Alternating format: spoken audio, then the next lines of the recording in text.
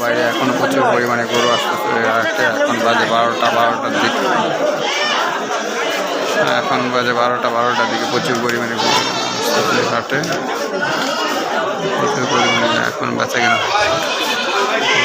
হচ্ছে। আর সকালবেলা আকাশের অবস্থা একটু খারাপ ছিল, সেই জন্য একটু কম ছিল ক্রেতা বিক্রেতা। এখন যেহেতু আকাশের অবস্থা ভালো হয়েছে, রোদ উঠছে আকাশে, তাহলে ক্রেতা বিক্রেতা এখানে একটু বাড়ছে।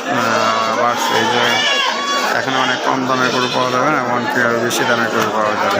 এখানে ইন্ডিয়ান গরুগুলো আছে, প্রচুর পরিমাণে ইন্ডিয়ান গরু আসে হয় হাওড় এলাকায়। তারপরে বর্ডার সাইড যেহেতু এসব এলাকাতে প্রচুর পরিমাণে ইন্ডিয়ান গরু আসে। আপনারা তাদের গরু কিন্তু তারা অবশ্যই এখানে আসতে পারেন, এসে দেখতে পারেন।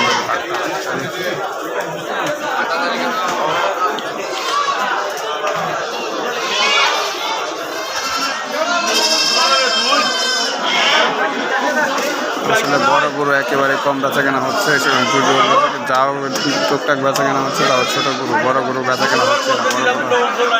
আসলে বড় গরু ইদানিং অনেক প্রায় গরুতে দেখা যাচ্ছে লাম্প স্কিন যে রোগটা, এটা গরুর শরীরে দেখা যাচ্ছে। এই কারণে হয়তো গরু করার সমস্যা, বড় গরু কী বলবো, অ্যালার্জি সমস্যা। এখন যেহেতু এই রোগটা বাংলাদেশে অনেক খামারিরা হয়তো হঠাৎ অ্যাটাক করে দেয়, খামারিরা বুঝতে পারে না এই রোগটা কিসের জন্য হঠাৎ করে আসে।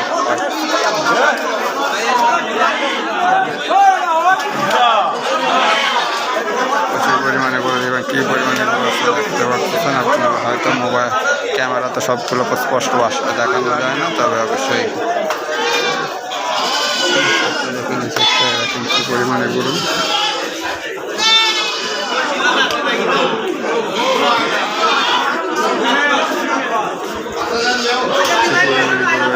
দেখেন আপনারা দেখতে পাচ্ছেন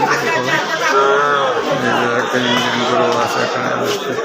সব যাদের গরু কেনা বেচা চলছে সবটা, আর হাড্ডিসার গরুগুলো বিক্রি করা হচ্ছে।